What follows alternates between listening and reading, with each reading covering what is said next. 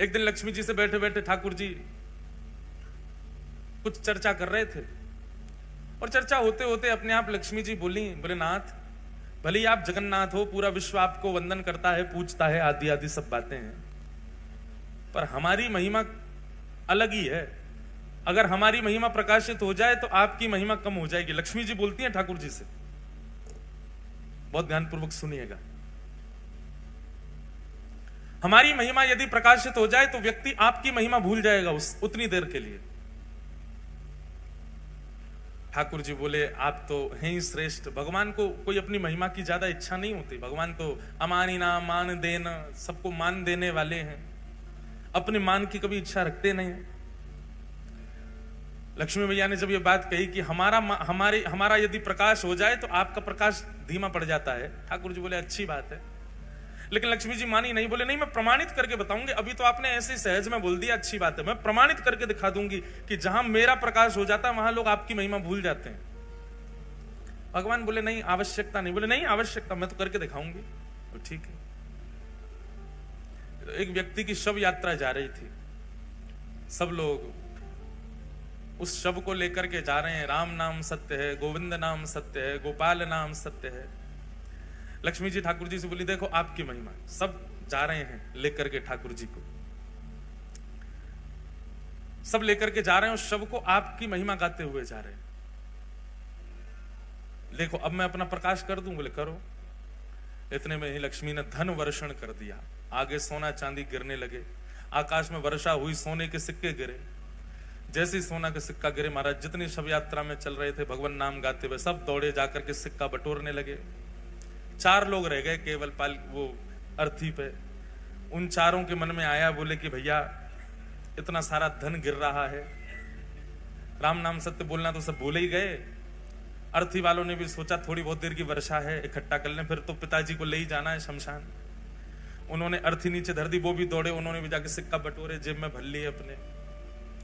लक्ष्मी जी बोली, ये है मेरी महिमा। अंत काल में किसी को लेकर के जा रहे हैं, आपका नाम गाते हुए जा रहे हैं, लेकिन मेरी महिमा के आगे देखो, आपके नाम की महिमा भी फीकी पड़ गई। ठाकुर जी जगन्नाथ जी मंद मंद मुस्काए, मंद मुस्कुरा करके बोले, सुनो देवी, ये सब तो भगे, वो अर्थी वाला क्यों नहीं भगा? जय हो पधारो। वो अर्थी वाला क्यों नहीं भगा? ये सब तो भागे हैं, वो एक व्यक्ति क्यों रह गया? महिमा है तो सब पे होनी चाहिए, आपकी सब पे बरसनी चाहिए। लक्ष्मी जी बोली, उसके अंदर प्राण नहीं है। बोले प्राण नहीं, उसके अंदर मैं नहीं।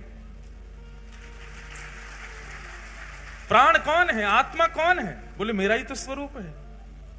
आपकी महिमा भले ही होगी, पर आपको पाने भी व्यक्ति तब जाएगा जब मैं चित्त में हूं। मैं ही नहीं रहूंगा तो वो आपके पास भी नहीं जा सकता। ये वास्तव में लक्ष्मी जी आपकी महिमा नहीं है। ये तो मैं अपनी पत्नी को जहां देखता हूं तो मेरे मन में भाव आ जाता है कि ओहो ये बेचारी यहां पड़ी हैं, यहां रखी हैं, यहां व्यवस्थित हैं, इनको उठा लो। लेकिन जब मैं ही त्याग देता हूं तो फिर आपकी महिमा कैसे बढ़े? लक्ष्मी जी चरणों में गिर गए, कान पकड़े, बोले छोड़िए, हमको क्षमा कर दो।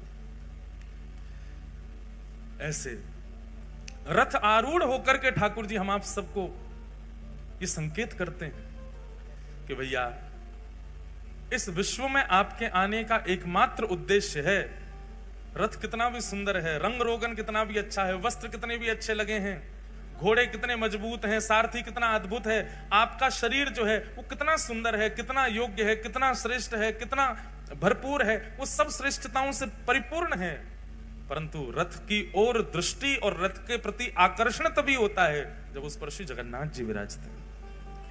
बोले तुम्हारे माथे पर जिस दिन उर्धपुंड विराजमान हो जाएगा, जिस दिन कंठ में कंठी माला तुलसी की विद्यमान हो जाएगी, हाथ में नाम जप माला आ जाएगी और मुख पर निताई गौर हरि बोल, निताई गौर राधे श्याम जपो हरे कृष्ण हरे राम, जब मेरा नाम संकीर्तन होगा तभी तुम्हारी महिमा है।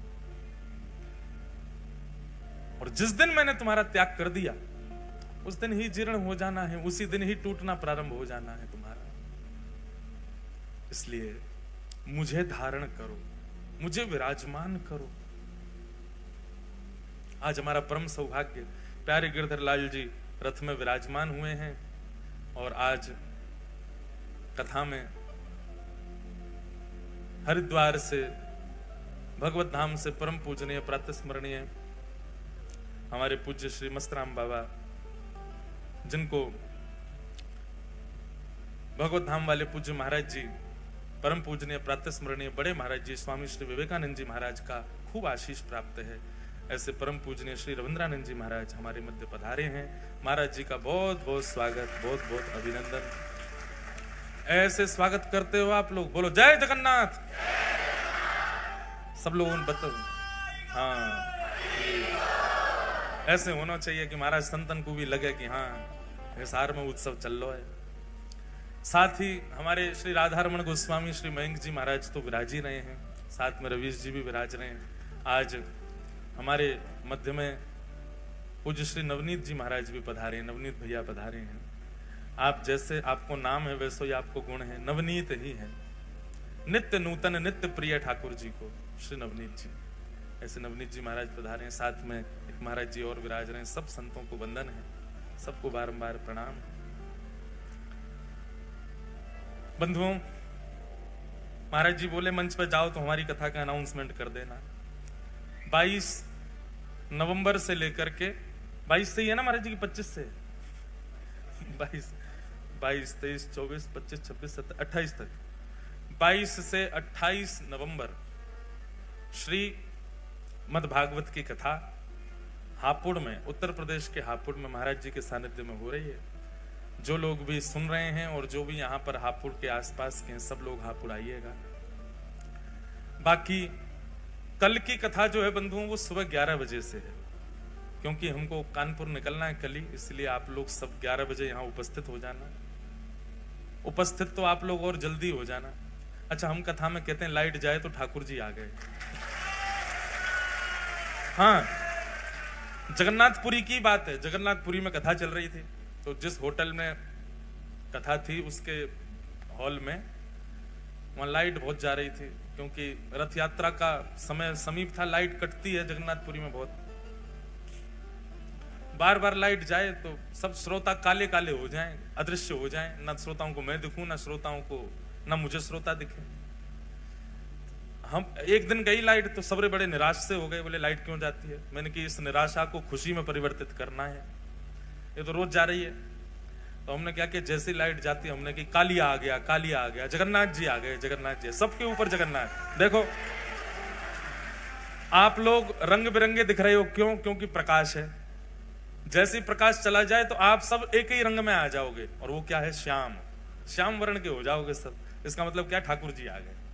तो कथा में ठाकुर जी आवे तो ठाकुर जी का भाई इतनी बल है, इतना योग्य है ठाकुर जी, इतनी शक्ति है उनमें कि बिजली कहां रुक पाएगी।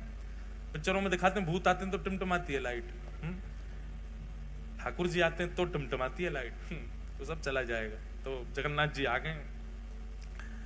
मधुर चरित्र श्री जगन्नाथ जी का हम लोग सुन ही रहे हैं। कल हमने इंद्रद्युम्न राजा पर कृपा करके भगवान श्री जगन्नाथ प्रकट भये और अपने पूर्व के स्वरूप को ही श्री लीलाचल धाम में विराजमान किया।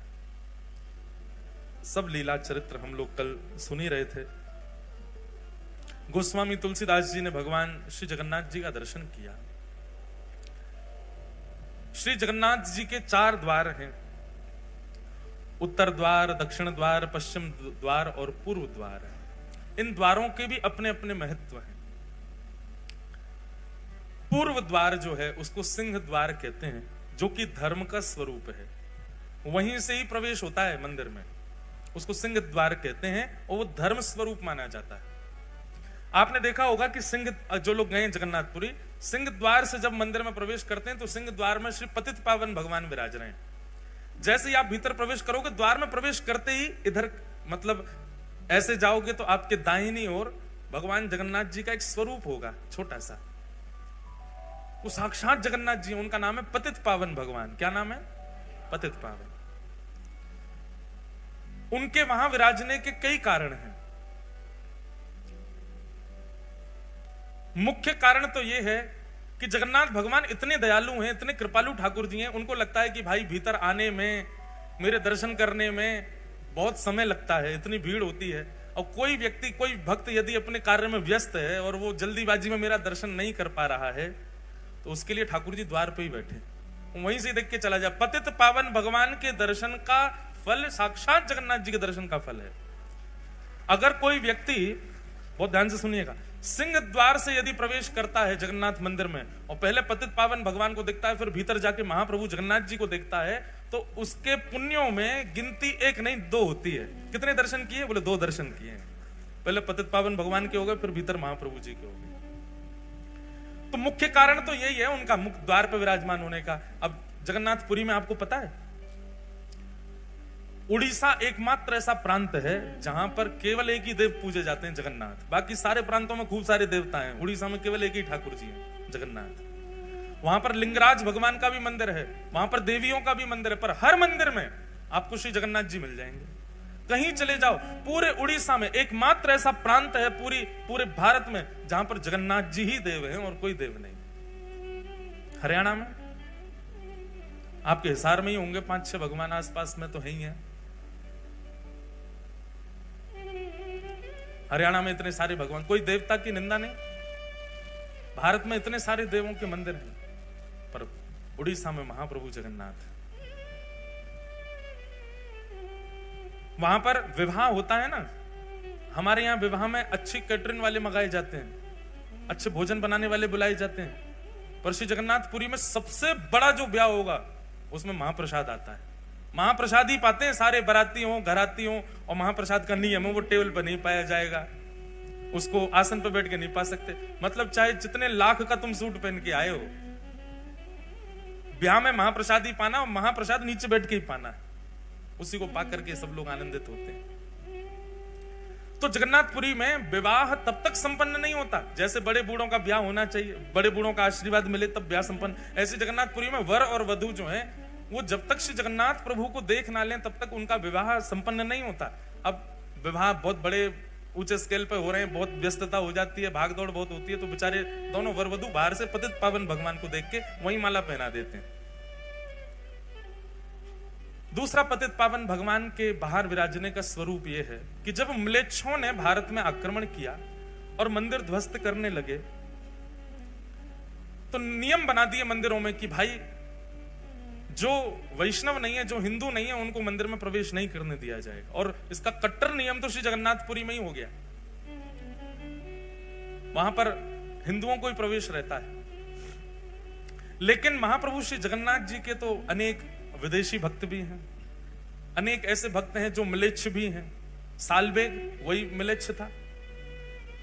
और जब से श्री चैतन्य महाप्रभु और गौड़िया वैष्णव परंपरा, इनका तो 2 ही इनके प्रमुख स्थान है, या तो वृंदावन या फिर जगन्नाथपुरी। तो गौड़िया वैष्णव परंपरा में तो अंग्र देश के बहुत लोग हो गए, जगन्नाथ भगवान को सर्वस्व मानते हैं। उनके लिए महाप्रभु श्री जगन्नाथ जी पतित पावन रूप में बाहर ही बैठ गए, यही दर्शन कर लो हमारा। ऐसा शास्त्रों में वर्णन है, ऐसा जगन्नाथ जी की महिमा में भी लिखा है कि यदि कोई व्यक्ति पतित पावन भगवान का दर्शन किए बिना जगन्नाथ जी का दर्शन कर ले तो उसके पुण्य में 0 दर्शन काउंट होता है, दर्शन हुआ ही नहीं है उसको। लेकिन पतित पावन भगवान का दर्शन करके महाप्रभु को देखे तब उसके परिपूर्ण दर्शन माने जाते हैं। तो सिंह द्वार ये पूर्व द्वार है, इसी को धर्म द्वार कहा जाता है। दूसरा पश्चिम द्वार, इसको व्याघ्र द्वार कहा जाता है। इस द्वार से प्रवेश करने से कामनाओं की पूर्ति होती है, क्योंकि ये काम द्वार है। यदि किसी व्यक्ति की कोई कामना है तो वो पश्चिम द्वार से श्री जगन्नाथ जी का दर्शन करने के लिए जाए। जितने दिन जगन्नाथपुरी में है, जितनी बार प्रवेश करे पश्चिम द्वार से करे, तो उसकी जो भी कामना होगी महाप्रभु जगन्नाथ पूरी कर देते। काम द्वार। तीसरा है उत्तर द्वार, इसको कहते हैं हाथी द्वार, और इसका अर्थ क्या है? बोले मोक्ष द्वार। इस द्वार से प्रवेश करना और दर्शन करके निकलने से ये मोक्ष द्वार है, इससे मुक्ति की प्राप्ति होती है। और दक्षिण द्वार अश्व द्वार है। अश्व द्वार, इस द्वार से प्रवेश करके दर्शन करने जो व्यक्ति जाता है उस अर्थ की प्राप्ति होती है, धन मिलता है। पर हरिनाम जिसके चित्त में है, हरि जिसके भीतर विद्यमान है, वो किसी भी द्वार से प्रवेश कर जाए उसको चतुर्विध पुरुषार्थ नहीं मिलता है। जैसे जिसके चित्त में कामना नहीं है, जिसके चित्त में मोक्ष की इच्छा नहीं है, जिसके चित्त में अर्थ की कामना नहीं है, वो किसी भी द्वार से प्रवेश कर जाए, उस द्वार की महिमा जाने बिना प्रवेश कर जाए, तो उसको पंचम पुरुषार्थ की प्राप्ति होती है। पंचम पुरुषार्थ क्या है? प्रेम। श्री जगन्नाथ जी उसको प्रेम प्रदान कर रहे हैं। इस प्रकार महाप्रभु श्री जगन्नाथ जी के ये 4 द्वार हैं। इन 4 द्वारों से श्री जगन्नाथ जी के दर्शन करने को वैष्णव जन प्रवेश करते हैं, दर्शन करने भीतर जाते हैं। महिमा बहुत सारी है, सब प्रकार के तीर्थ अंदर विद्यमान हैं। महाप्रभु जगन्नाथ जी के समस्त देवी देवता अंदर ठाकुर जी के पास बैठे हैं। फिर आज क्या है? एकादशी। अब लोग एकादशी के लिए बहुत प्रश्न करते हैं कि श्री जगन्नाथपुरी में एकादशी का महत्व क्यों नहीं है? ऐसा नहीं है कि महत्व नहीं है, एकादशी का बहुत बड़ा महत्व है, पर वहां व्रत नहीं किया जाता। अगर एकादशी के दिन आप श्री जगन्नाथ धाम में हैं तो उस दिन स्कंद पुराण में कहते हैं बाकी के दिन महाप्रसाद पाओ पेट भर के, लेकिन एकादशी के दिन महाप्रसाद पाओ आकंठ। गला आपका यहां तक भर जाना चाहिए, जितनी भूख लगे वहां से ज्यादा पाओ। क्यों? बोले एकादशी के दिन जगन्नाथ भगवान के नेत्र 1-1 फीट और बड़े हो जाते हैं। आंख खोल के देखते हैं आज मेरा प्रसाद कौन नहीं पा रहा है, बात है ना, तो ठाकुर जी और ध्यान से देखे। तो एकादशी के दिन महाप्रसाद की बड़ी महिमा है। लेकिन याद रहे, जगन्नाथपुरी जाकर के यदि कोई व्रत करता है एकादशी का, तो उसकी संपूर्ण पूर्व की एकादशी निरस्त हो जाती है। इसलिए कई लोग मैंने देखे हैं ऐसे, वो बहुत निष्ठा रखते हैं एकादशी के प्रति, तो जगन्नाथपुरी जाकर के भी वो कहते हैं ठीक है महाप्रसाद है, हम माथे से लगा के थोड़ा ले, पर हम प्रसाद पाएंगे नहीं, हमारा नियम है, व्रत है। भैया स्कंद पुराण में स्पष्ट मना किया गया है, वहां व्रत मत रखो। अब इसके पीछे कारण सुनो क्यों। एकादशी के दिन अन्न में पाप का निवास होता है कि नहीं होता? एकादशी के दिन अन्न में पाप निवास करता है।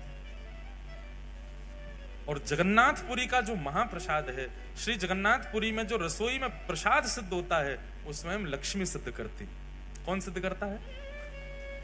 लक्ष्मी जी के हाथ स्पर्श हो जाने के बाद में कोई अन्न में पाप निवास नहीं कर सकता।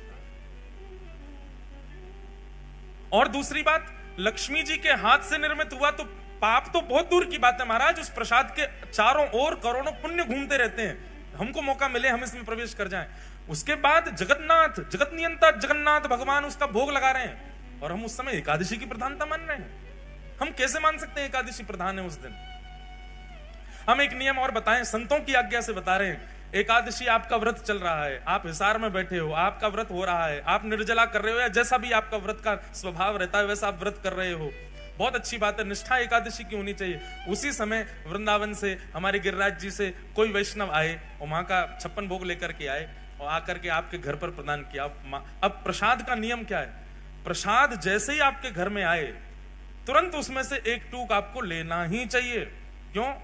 बोले प्रसाद आया है, आपने रख दिया फ्रिज में, आपने सोचा कल पाएंगे, कल तक जीवित नहीं रहे तो, रात में प्राण चले गए तो, अगले क्षण ही पधार गए तो। प्रसाद जैसे सन्मुख नेत्रों के सामने आ जाए तुरंत उसको ग्रहण कर लेना चाहिए। अब एकादशी ये क्या करें? ये तो अन्न है।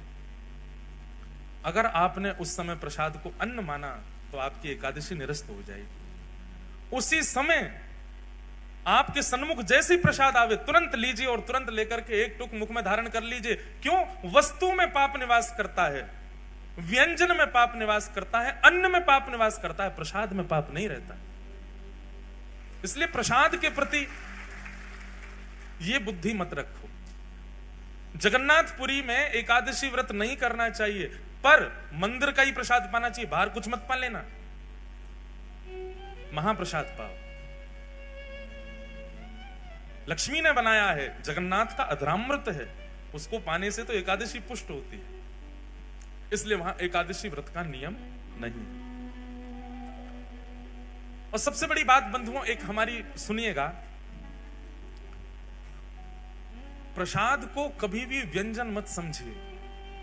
प्रसाद चाहे जगन्नाथ जी का हो, चाहे राधारमण लाल जी का हो, राधा वल्लभ लाल जी का हो, बिहारी जी का हो, श्री गिरिराज जी का 56 भोग हो, उसके प्रति व्यंजन बुद्धि, उसके प्रति पदार्थ बुद्धि बिल्कुल मत रखिए। उसमें स्वाद आ रहा है तो ज्यादा पाना, ऐसा भी भाव मत रखो। साक्षात ठाकुर जी का स्वरूप है। उसी भाव से ही उसको सेवन करना चाहिए। मूलतः एकादशी अन्न के लिए है, प्रसाद के लिए नहीं। इसलिए जगन्नाथपुरी में एकादशी का नियम नहीं है, वहां नहीं करना चाहिए। कई कथाएं आती हैं, जिन जिन लोगों ने एकादशी नियम रखने का प्रयास भी किया, श्री जगन्नाथ जी ने उनको तुरंत ही अवगत भी करा दिया कि भाई तुम यहां एकादशी मत करो, एकादशी करनी है दुनिया में करो। अब लेकिन कई बातें आती हैं, बहुत सारे प्रकार के भाव आते हैं। एक जगह ऐसा भाव आता है कि श्री जगन्नाथ भगवान जो हैं वो साल भर तो दाल भात पाते ही पाते, महाप्रसाद पाते हैं, लेकिन स्नान पूर्णिमा के बाद जब ठाकुर जी अस्वस्थ हो जाते हैं 15 दिन के लिए, रथ यात्रा से पहले श्री जगन्नाथ भगवान अस्वस्थ होते हैं, तो 15 दिन ठाकुर जी महाप्रसाद का भोग नहीं लगाते। तो मतलब अपनी साल भर की जितनी एकादशी ठाकुर जी तभी कर लेते हैं, अपनी सबरी एकादशी ठाकुर जी उन्हीं दिनों में ही कर लेते हैं। मतलब जब श्री जगन्नाथ भगवान अस्वस्थ अवस्था में होते हैं और यदि किसी व्यक्ति का जगन्नाथपुरी में अनेक एकादशियां व्यतीत हुई हैं, ऐसे व्यक्ति को उन 15 दिनों तक उसको भी व्रत नियम करना चाहिए, क्योंकि जगन्नाथ जी प्रसाद नहीं पा रहे हैं तो हम भी नहीं पाए, हमारी भी एकादशी पुष्ट हो जाए उसी में। ऐसी भी भावना है। अस्वस्थ क्यों होते हैं श्री जगन्नाथ भगवान? भगवान को कभी अस्वस्थता हो सकती है? श्री ठाकुर जी के ऊपर कभी किसी भी प्रकार की अस्वस्थता का भाव कैसे आ सकता है? वो साक्षात महाप्रभु हैं। तब प्रसंग सुनाया जाता है भक्त श्री माधव दास जी का। श्री जगन्नाथ भगवान के परम वैष्णव भक्त हुए श्री माधव दास। बहुत सुंदर चरित्र है। कन्नौज के एक विप्र कुल में जन्म हुआ श्री माधव दास जी का। बहुत ध्यानपूर्वक सुनो, जिनको कथा पता है अच्छी बात है, जिनको नहीं पता है वो सुनो, जिनको पता है वो फिर से सुनो।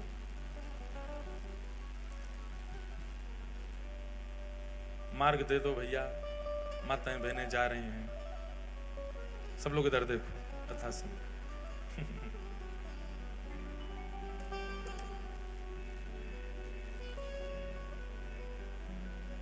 कथा से कोई जाता है तो मन तो होता है कि इनको पकड़ के बैठा दें, पूछ लें भैया क्यों जा रहे हो, पर सबके अपने अपने काम होते हैं। लेकिन फिर मन में बात आती है कि भाई 7 दिन की कथा हो तो ठीक भी लगे, 4 ही दिन को आए फिर भी जा रहे हो, अब तो बैठ जाओ, अब मत उठना कोई। हाँ, अब जो उठ गए वो चले जाओ, जो नहीं उठे वो बैठे रहना। ध्यान से सुनो। श्री गिरधर लाल जी रथ में बैठे हैं आप लोगों के लिए, इसलिए भाव से कथा सुनो। बोलो गिरधर लाल प्यारे की। कन्नौज के विप्र कुल में जन्म हुआ किनका? माधवदास। श्री माधवदास जी का चरित्र आता है कि आप बड़े विद्वान थे,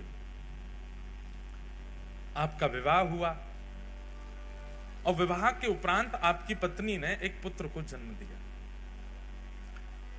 बालक का जन्म होते ही किसी कारण से पत्नी की मृत्यु हो गई और पत्नी की मृत्यु होने पर पूरा घर बड़ा उदास, निराश, हताश हो गया। माधवदास जी ने संस्कार आदि किए और उसके बाद ऐसी विरक्ति आई माधवदास जी को। विरक्त तो पहले से ही घर वालों ने ब्याह करा दिया था, विरक्ति तो उनके चित्त में थी, परंतु पत्नी की मृत्यु से अब और ज्यादा उनकी विरक्ति जो है वो प्रगाढ़ हो गई। उन्होंने मन में विचार कर लिया कि अब सब तज हरि भज, सब छोड़ छाड़ के ठाकुर जी को भजेंगे। एक बात कहें बंधुओं, माधवदास जी के चरित्र में नहीं कह रहा हूं, अपने विषय में, हम आप सब लोगों के विषय में कह रहा हूं कि हम प्रतीक्षा क्यों करते हैं कि जब कुछ घटना घटे तो ही हम ठाकुर जी के शरणागत हों। प्रतीक्षा मत करो घटना की।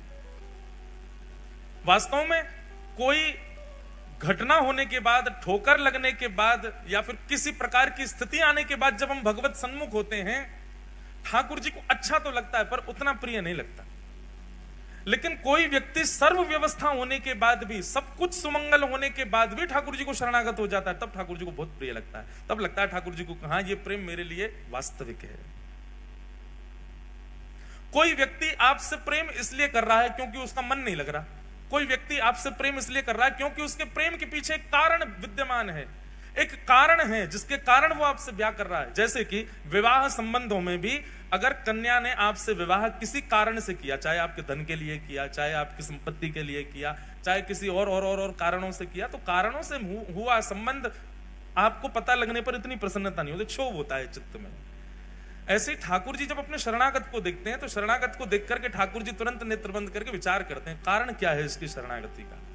और जब कारण ठाकुर जी को पता चलता है, ओहो जीवन में दुविधा है, सब जगह ठोकर खा खा के बेचारा परेशान हो गया है, सब जगह विश्वास करके देख लिया लेकिन फिर भी इसको अविश्वास मिला है, सब जगह से ऐसा ऐसा हो करके अंत में मेरे शरण में आया, तो ठाकुर जी मुस्कुराते तो हैं पर प्रसन्न नहीं होते। लेकिन कोई व्यक्ति बिना किसी कारण के ठाकुर जी के सन्मुख चला जाए, बिना किसी कारण के ठाकुर जी का हो जाए, वो अति प्रिय होता है।